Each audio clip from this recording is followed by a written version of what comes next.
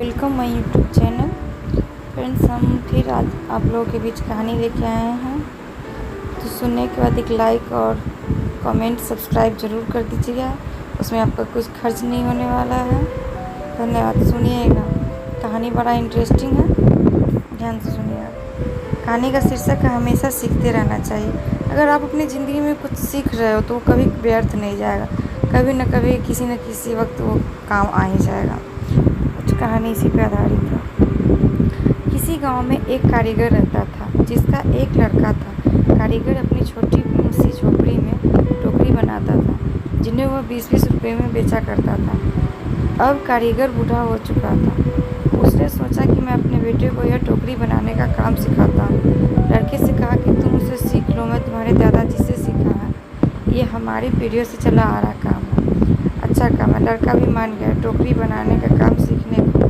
पिताजी ने लड़का को टोकरी बनाना सिखाई और उसे बाजार में से बेच आने को कहा। लड़का टोकरी को लेकर बाजार गया और बेचकर आया ही था। पिताजी ने पूछा कि उदास क्यों हो? लड़का बोला कि मेरी बनाई हुई टोकरी केवल 10 रुपये में ही बिकी है। पिताजी ने कहा चलो कोई बात नहीं, आज तुम्हें और अच्छी टोकरी बनाना सिखाता हूँ। पिताजी ने और अच्छी टोकरी बनाना सिखाई और उसे बाजार में बेचने को कहा।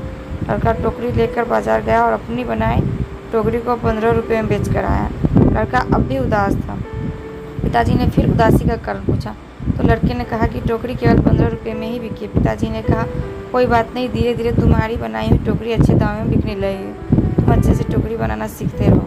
पिताजी ने और अधिक अच्छी टोकरी बनाना सिखाई और टोकरी बनाकर बेचने को कहा। लड़का बाजार गया और उस दिन उसकी टोकरी 30 रुपये में बिक गई। लड़का बहुत खुश हुआ। पिताजी ने पूछा कि आज कितने रुपए की टोकरी बेची? लड़के ने कहा आज मेरी बनाई टोकरी 30 रुपये की बिकी। पिताजी ने यह सुनकर लड़के से कहा बहुत अच्छा, चलो आज तुम्हें ऐसी टोकरी सिखाऊंगा जो 40 रुपये में बिक सके। लड़के ने कहा बस पिताजी, आप खुद 20 रुपये की टोकरी बेचते आए हो, मुझे 40 की टोकरी बनाना कैसे सिखाओगे? आप रहने दो, आपसे ज़्यादा रुपये की टोकरी तो मैं बनाना जानता हूँ। इतना सुनकर पिताजी ने कहा ऐसा ही कुछ मैंने भी कहा था जब मेरे पिताजी ने खुद 15 रुपये की टोकरी बेचते थे और एक दिन मेरी टोकरी 20 रुपये में बिक गई।